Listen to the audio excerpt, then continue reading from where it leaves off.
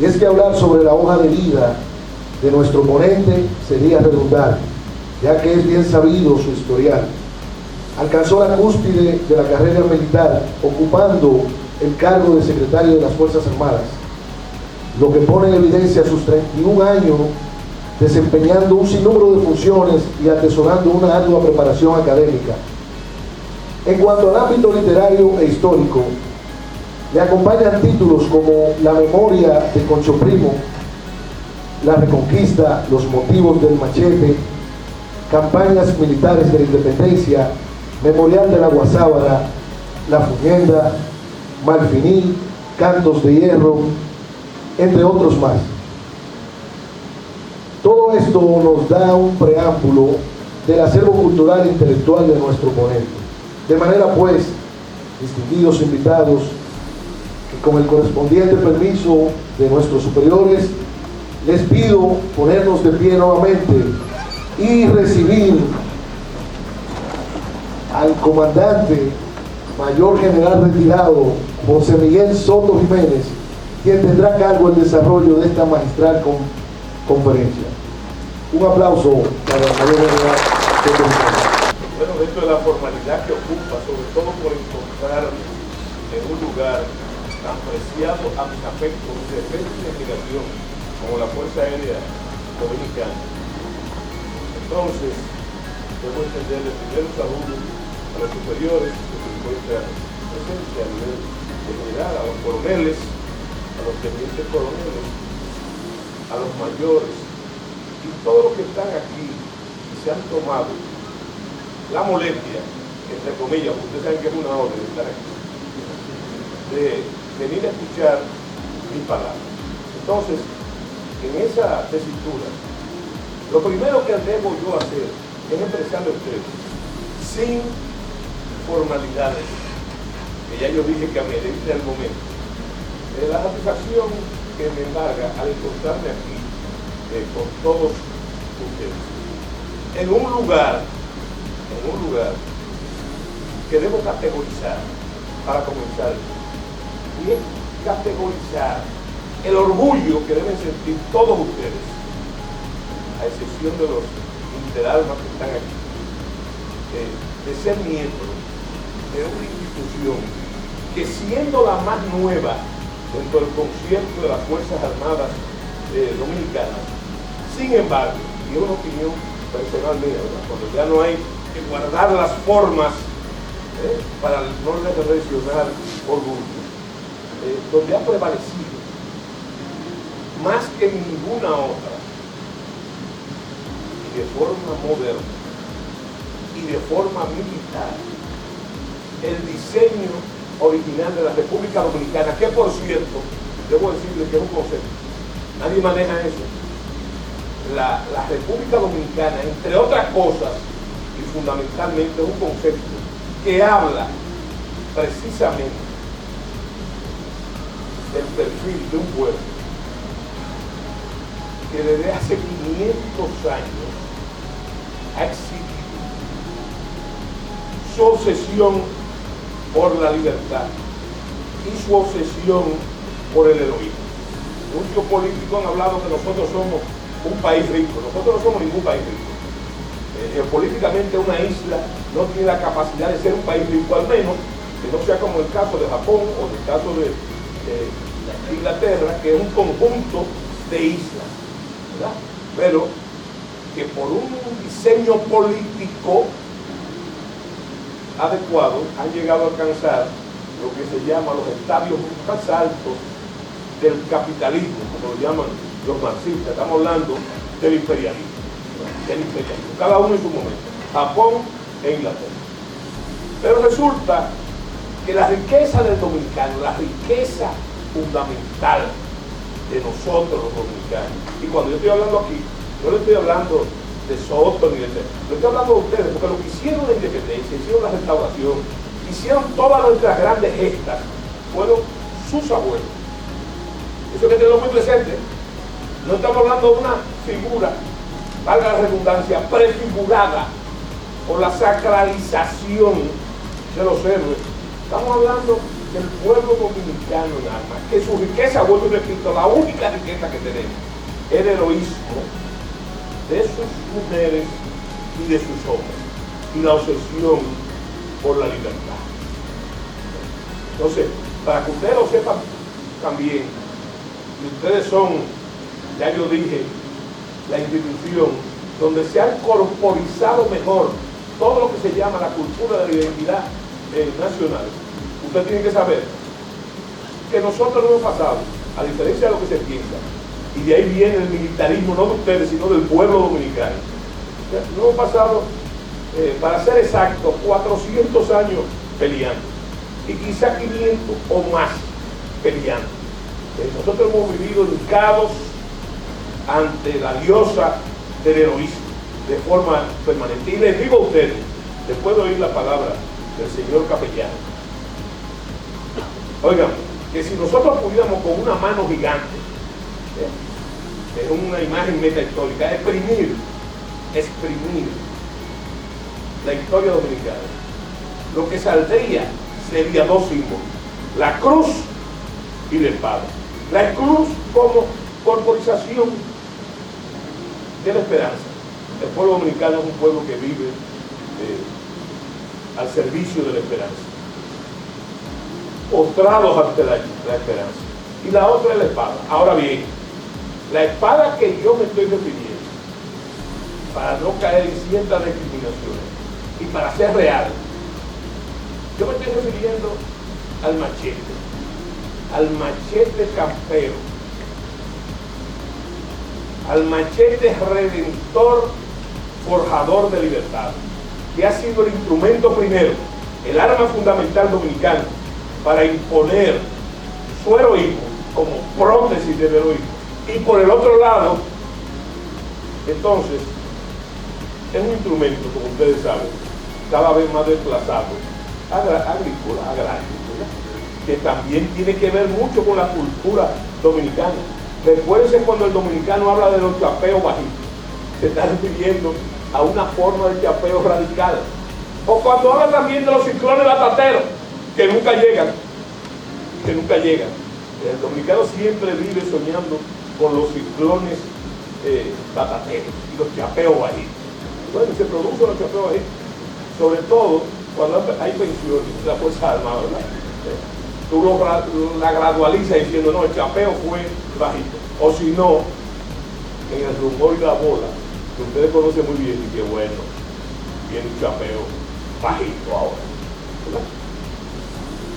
Entonces, en esa conceptualización del heroísmo, para llegar al punto, y no se asusten, yo siempre hablo para el primer bostezo.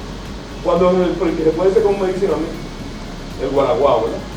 Cuando yo veo en el auditorio el primer bostezo, ya es un indicativo de que he hablado demasiado y que tengo que cortar. Bueno, he visto 2 o 3 cabeceos ahora, ¿verdad? Natural. Pero eso no es culpa ni de mía ni de ustedes, sino de alguna tropelía de la noche anterior. Entonces, les digo que sabiendo eso del heroísmo, el heroísmo lo ha hecho todo en la República Dominicana, todo.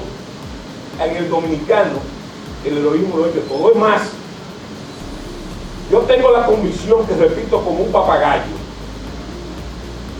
de que la patria se hizo con el heroísmo. Y no solamente con el heroísmo, sino con la misión de ustedes, que es la defensa de la nación. Cuando el poeta Miguel Torga, portugués, nos enseñó que la patria es un pedazo de suelo de Dios. Eso es la patria. Y así llegamos a ser lo que somos, nación, por defender, por el heroísmo. Entonces, lo que tenemos que hablar en el día de hoy, que faltó decirlo en mi motivación, es que este acto se produce en el marco del mes de la patria. Yo soy de lo que creo también de que todos los días, y ustedes lo conocen muy bien cuando cumplen con su deber, todos los días son días de la patria, por derivación todos los días. Sin embargo, esta celebración tiene realmente un alcance más allá de lo burocrático. Porque lo que nosotros debemos tomar todos, el mes de la patria, para reflexionar. No para servir a la patria permanentemente, como es el deber, sino para reflexionar en aquellas cosas en que no estamos cumpliendo cabalmente con nuestro deber. Y yo me refiero, a cada rato digo, inclusive la mala manía del Twitter que tengo, yo a cada rato digo, hay que volver a Capotillo. Hay gente que me dice, general, tenga cuidado, que Capotillo está burro esta hora. Refiriéndose al barrio, yo no me estoy refiriendo a eso, me estoy refiriendo a la gesta de Capotillo. Hay que volver a eso. Ahora, ¿es una invocación a la guerra? No, es una invocación a la guerra de liberación nacional, que fue la guerra restauradora. Yo no digo como la guerra de independencia. Yo lo que me estoy refiriendo es que hay que volver a esas posturas que hemos logrado el éxito como pueblo. Porque, señores, que se me cortó el hilo ahorita, pero nosotros vencimos a los ingleses en el 1655, cuando la invasión de Peña y Venancio, siendo Inglaterra un poder descollante después de la revolución de Oliverio Cromwell, en que decapitaron al rey, para ponerle un dato, ellos decidieron invadir el Caribe, tomar Santo Domingo sobre todo. ¿Para qué? Para hacer la guerra de España, que estaban contrapuestas en ese momento. Y entonces vinieron con la gran armada, con una gran armada. Y usted sabe lo que pasó, que ese dominicanito descalzo, desarrapado, ¿verdad?, a machete y a juso, que es la pértiga o la lanza. Entonces, yo me sigo. La mente popular es interesante.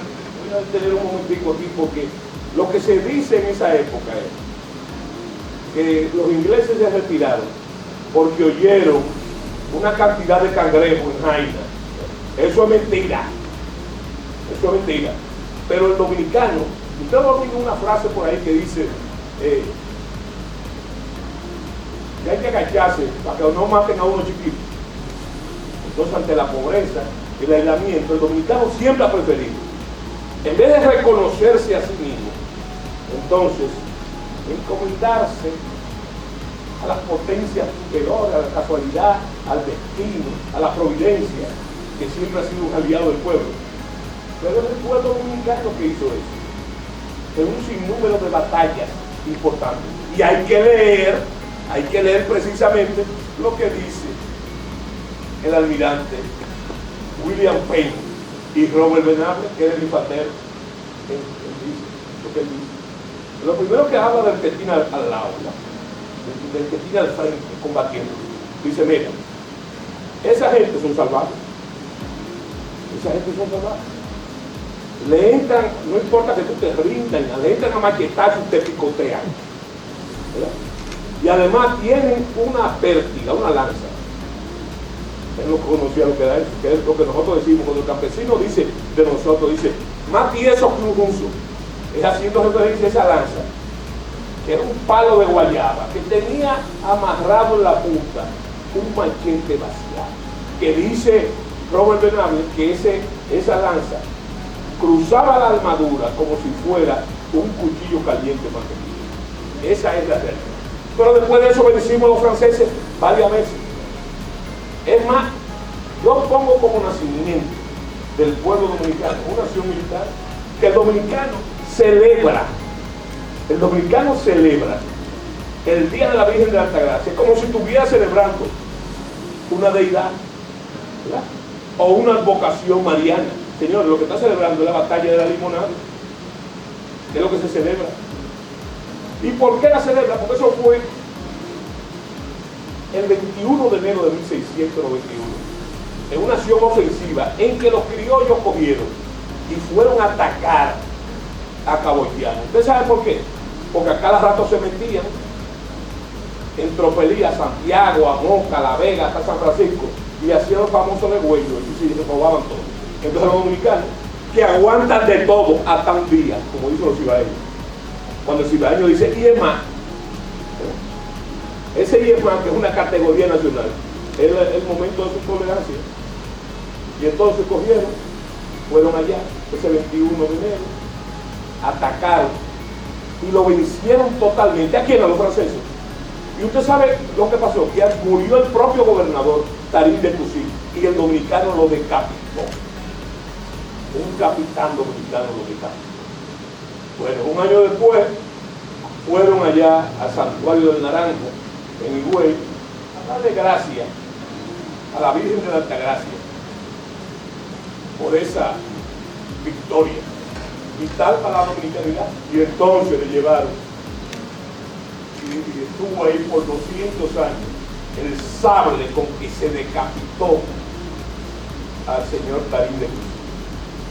Es una muestra del dominicano, porque con ese mismo sable, señores, con ese mismo sable, el que le llevaron a la Virgen, y en manos del papá del capitán Pedro Santana, padre de Pedro Santana, se decapitó al general francés Ferrán en la cañada de Guayaquil.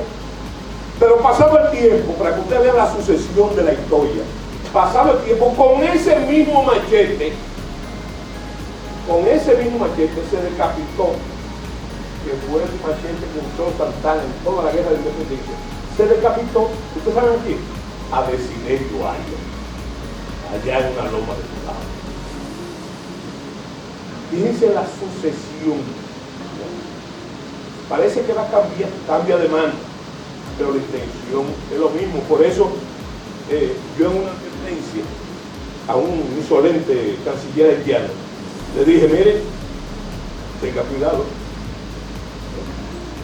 porque el dominicano, como dice el campesino, es tardío pero seguro, y usted no sabe con quién se está metiendo. Entonces, señores, yo he querido venir con ustedes a hablar de la guerra de independencia. Ustedes dirán, ya por fin, hablar de la guerra de independencia, sobre todo porque la guerra de independencia es un acontecimiento todavía bastante incomprendido.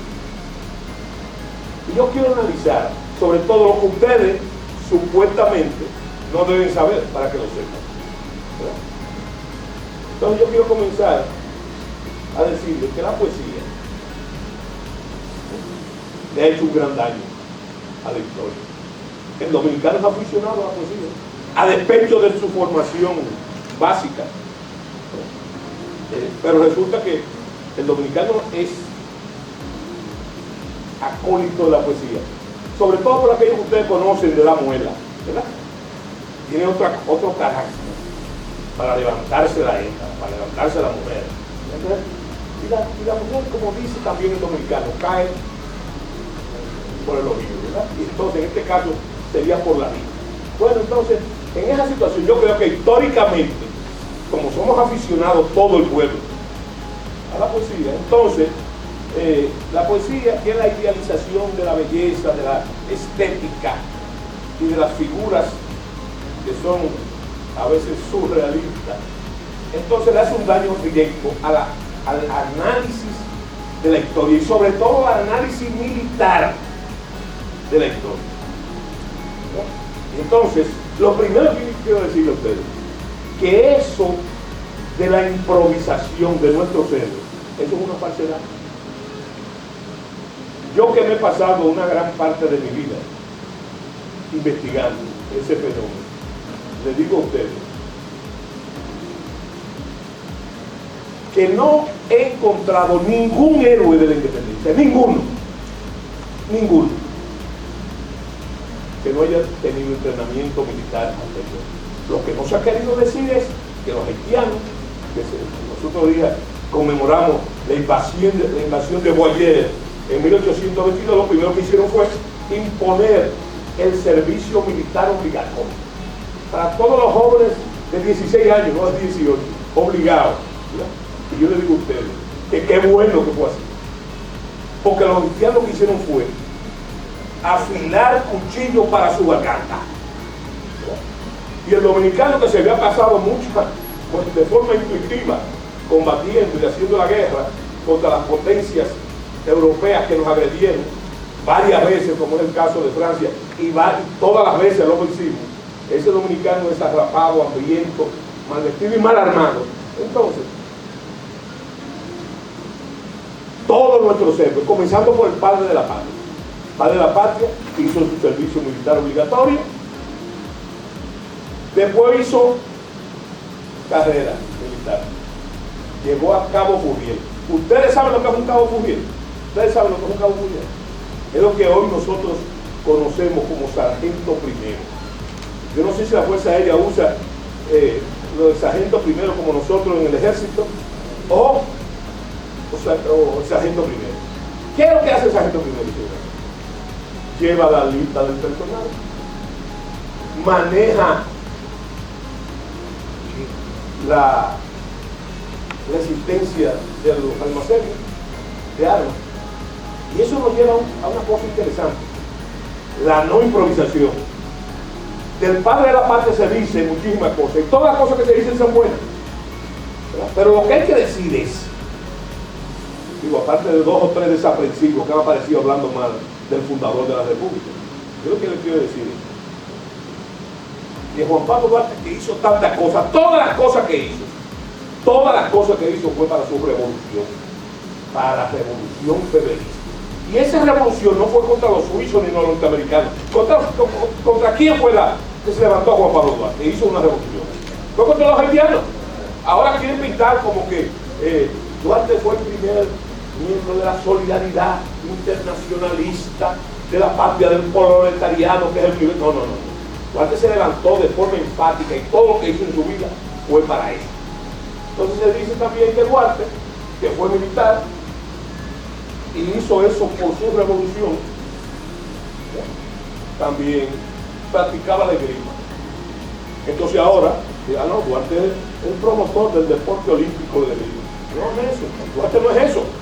Duarte practicaba la esgrima con sus amigos en medio de una dictadura feroz, que no se ha dicho lo suficiente, una dictadura feroz, tan feroz que no se podía reunir más de 3 personas en los parques, porque inmediatamente se reunían, llegaba un tipo con un cuaderno para usted. ¿Y usted quién es? ¿Y usted se escribe? ¿Y este quién es? ¿Y usted se escribe? Entonces, ¿sabe qué es eso? Le decían el hombre del cuaderno. Le llamaba esa figura. ¿Usted sabe lo que es el hombre del cuaderno? ¿Usted sabe lo que es el hombre del cuaderno?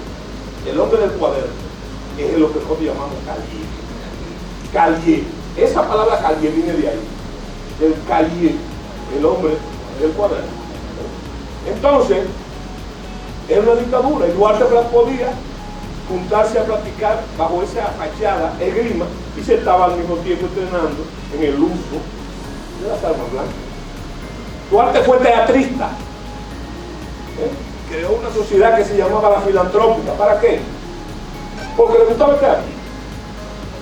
Y Duarte fue todo: fue actor, fue director, fue tramoyista, fue apuntador dentro del teatro. Pero no era eso por eso, no. Él no era eso por eso. Era para llevar mediante el teatro el mensaje revolucionario. Terror. Eso fue lo que era militario. Porque Duarte nunca pensó, que lo que él iba a hacer se podía hacer por la buena. Sabía que había que hacerla por la sangre. Por eso, Juan Pablo Duarte, cuando se muere su padre, que le consulta que qué van a hacer con el dinero de la herencia, Duarte llega al extremo de decir: véndanlo todo.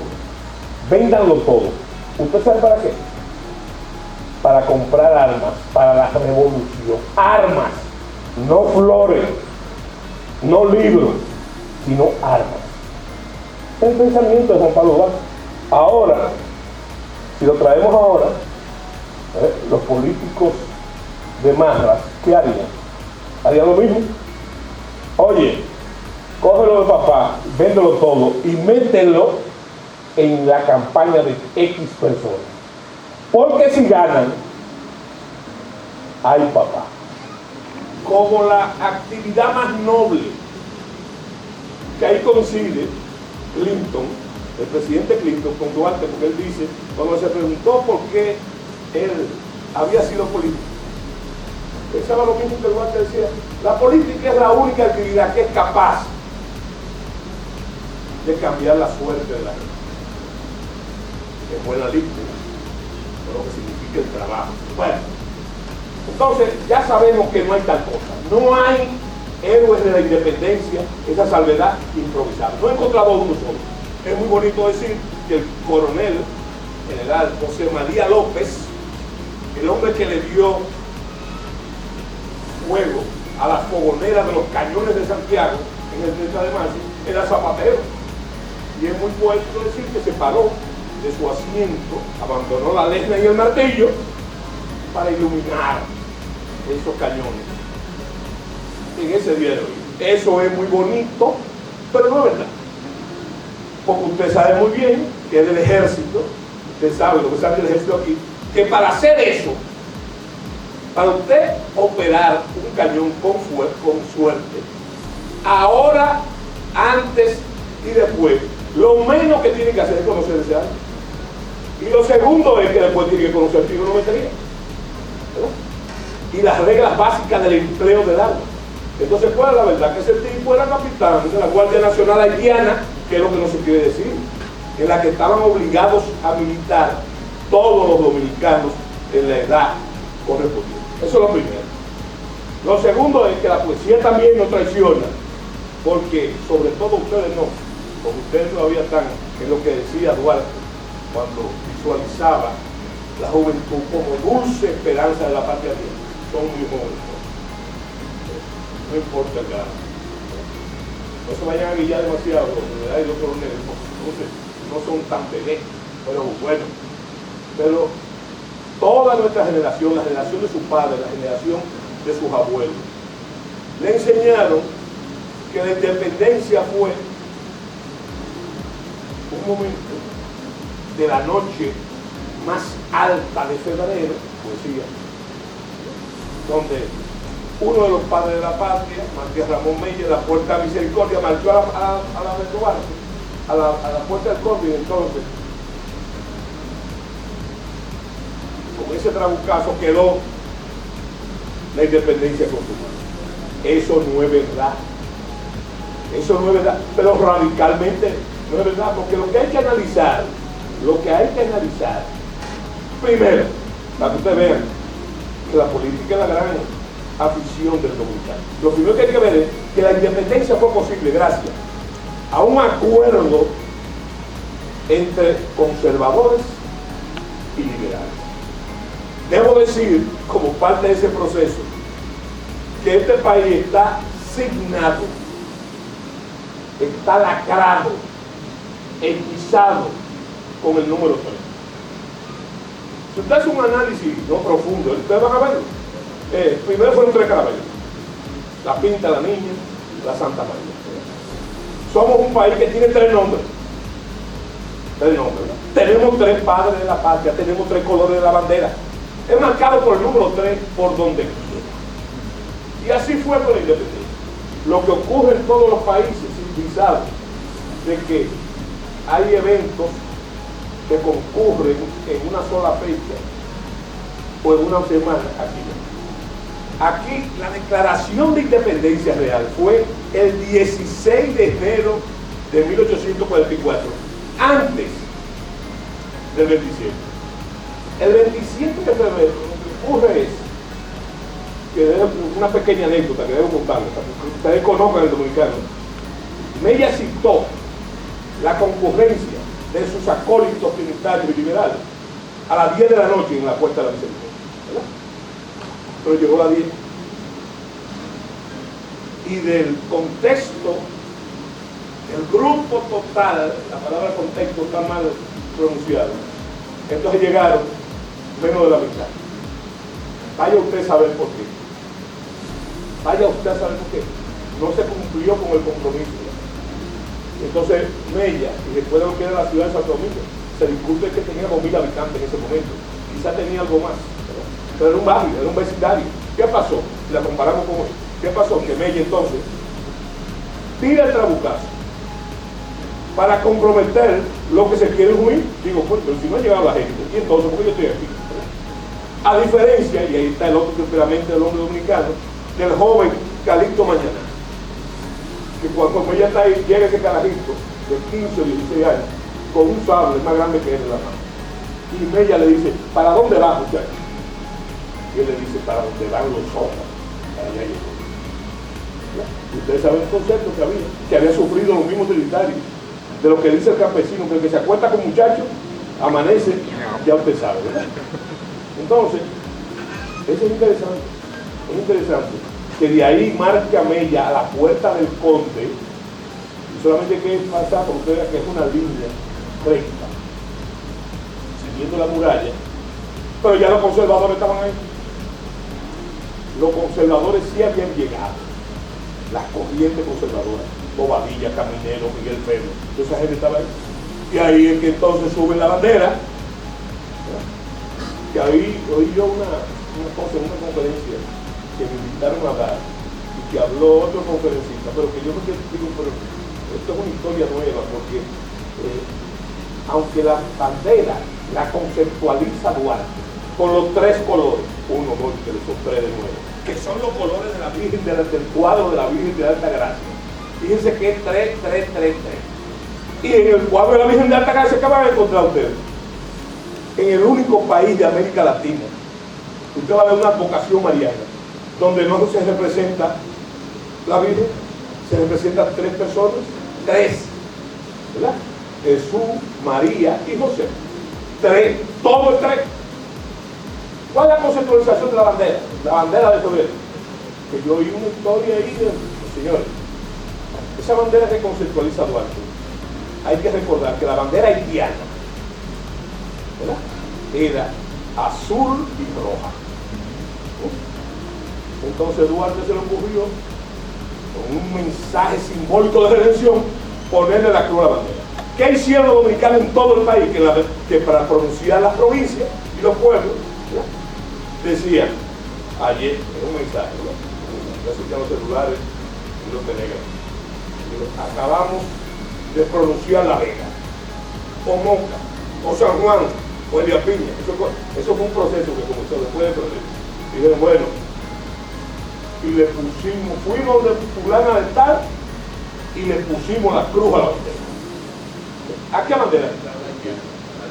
A la bandera haitiana. Y eso pasó en todo el país.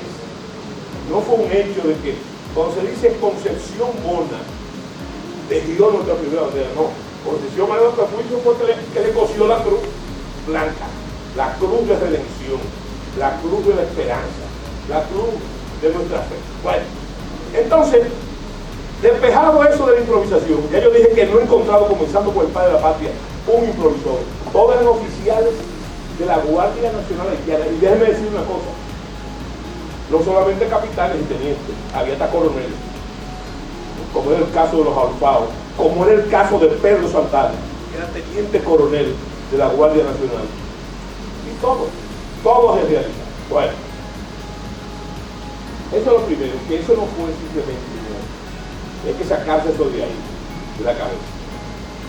Porque yo le hablé que el segundo paso fue la elección política del Estado Dominicano, que nace ahí en febrero, ¿verdad? Pero además falta un golpe, y el golpe que falta es la Constitución de noviembre, que estructura políticamente no solamente el Estado, sino el contragolpe del Estado de julio de 1840, que lo dio Pedro Santana.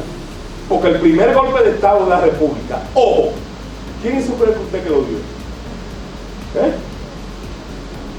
Juan Pablo Duarte.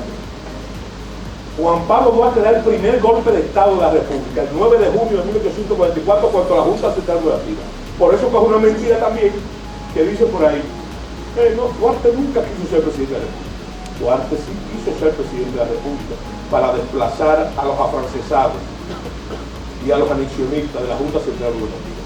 Y cuando lo hace, Sánchez le dice, ¿el presidente es usted? Y él le dice, no, yo quiero ser elegido por voto. Y se va a hacer campaña para el norte, ¿verdad? Ese proceso lo aborta, pues, un error político. Lo aborta el contragolpe de junio. Está bien. Y ahí nace la Constitución. Señores, ¿cuál es la verdad? La verdad es y es lo que ustedes deben estar conscientes, conocedores del gran poder que duerme y el heroísmo que duerme en el pueblo dominicano, y de la que las Fuerzas Armadas son la vanguardia, porque doctrinalmente, lo saben aquí los señores que han estudiado el tema, las Fuerzas Armadas en una guerra son la vanguardia. La que libra la guerra son los pueblos, que es lo que se llama la alta estrategia. ¿Sabes? Todo el esfuerzo nacional tiene que ir en pos del objetivo político y militar de la guerra. Entonces, ¿qué pasó? Que esa guerra del dominico-haitiana, me niego de llamarle la guerra de la separación, porque es un proceso mucho más amplio, duró 12 años. 12 años de guerra, de 1844 a 1856. Fueron 12 años. Si le contamos los periodos de tregua, si lo contáramos como tal, que aunque hubo combate en los periodos de tregua, son periodos de tregua. ¿Qué significa eso? Que esa guerra que duró 12 años consistió en 4 campañas militares. En 4 campañas militares. La del 44, la del 45, la del 49 y la del 55 y el 56. Todas productos de las invasiones y agresiones haitianas, que decían, como preconizó un discurso del presidente Charles Gerardine, decía que había que ahogar en la cuna la discordia nacional, había que ahogar la criatura de Febrero, pero le salió el diablo con el pueblo dominicano, ¿verdad? Le salió el diablo. Y entonces el pueblo dominicano en esas 4 campañas siempre vencedor, jamás vencido, ¿verdad? Siempre en inferioridad numérica, siempre en estado de indefensión en cuanto a las armas, de lo que era Santana. Santana no era un genio de la guerra, era una voluntad y un don de mando atropellante. Los soldados le tenían más miedo a Santana que al enemigo. Esa es la verdad. Entonces, miren, ¿por qué digo yo una muestra? Que el general Cabral está en San Juan. Se ha dicho la historia, ¿verdad? O sea que la historia convencional trata de vestir con el trajecito de la primera comunión a los personajes históricos, gente que no eran así. Entonces dice que Santana, ay de usted, general, si los haitianos beben el agua del río San Juan. ¿Usted cree que Santana dijo eso? Santana simplemente, señores, era un hombre de poca instrucción y de poco hablar. Pero la historia recoge lo que dice. Es un documento que lo cuenta el mismo Cabral, que le diga, oigan esto, lo que le dice él a Cabral de aquí. General, trate de morirse allá, porque si no se muere allá, se muere aquí. Textualmente, esa era Santana, es igual que la batalla de la Carrera. Dice, yo digo, que Lorenzo Santamaría, que era el secretario de Santana, que yo digo que tenía la habilidad y la obligación de amansar y domesticar los dicharachos y malas palabras del campo. Pero entonces, dice Lorenzo Santamaría, que la venga, dice, y el que vuelva atrás la cara, encontrará mi sable levantado, para enseñarle su puesto o matarlo por cobarde. ¿Usted cree que Santana dijo eso? Santana lo que dijo fue, y el que tuerza el pecueso, le voy a romper aquello que no se ve. Ese es el personaje, que hay que conocerlo en su impronta, con sus grandes errores. Para mí no es excusable de lo que hizo. No es excusable, no podía. Y hay que aplicarle lo que él le aplicaba, porque este país no cambia. Lo que él aplica cuando iba a pedir clemencia, iba una comisión de los pagos. Yo no sé si eso le suena. Que aquí cuando había problemas en las elecciones, iba el cardenal, era una comisión, ¿verdad? Agripino no. Bueno, iba eso, y 2 o 3 empresarios. Con Santana pasaba lo mismo. Cada vez que Santana iba a fusilar a alguien, iba esa comisión de notables, presidida por el arzobispo, ¿verdad? A decirle. Y él lo despachaba con una frase que yo creo que hay que aplicarle a él, lamentablemente. ¿Qué es lo que dice Santana? Decía, señores, contra la traición no puede haber piedad. Y ya, tenía que irse.